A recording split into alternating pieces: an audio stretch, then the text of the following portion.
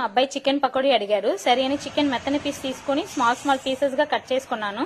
ఒక ఎగ్ వేసేసుకున్నాను. ఒక స్పూన్ ఆఫ్ అల్లం వెల్లుల్లి పేస్ట్ వేసుకున్నాను.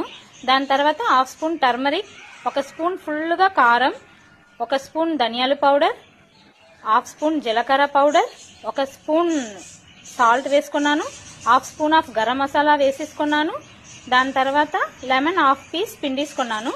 2 స్పూన్ శనగపిండి వేసేసుకున్నాను. తర్వాత 4-5 పచ్చిమిర్చి కట్ చేసి వేసేసుకున్నాను. కరివేపాకు వేసుకున్నాను. పెప్పర్ హాఫ్ స్పూన్ వేసుకొని బాగా కలిపేసి ఫ్రిడ్జ్ లో పెట్టేశాను. దాని తర్వాత ఒక ప్యాన్ పెట్టుకొని ఆయిల్ వేసుకొని ఆయిల్ బాయిల్ అయ్యాక ఆయిల్ కొంచెం తక్కువే తీసుకున్నాను. చికెన్ ముక్కలు వేసేసుకున్నాను. ఎందుకంటే మళ్ళీ రిపీటెడ్ గా హీట్ చేసిన ఆయిల్ యూజ్ చేస్తే మన హెల్త్ కి మంచిది కాదండి. అందుకే తర్వాత చూడండి వేడివేడిగా చికెన్ పకోడీ రెడీ అయిపోయింది. తర్వాత కరివేపాకు కొంచెం ఎక్స్ట్రా వేసి ఫ్రై చేసుకున్నాను. గార్నిష్ చేశాను. చాలా బాగుందండి. సూపర్ గా ఉంది.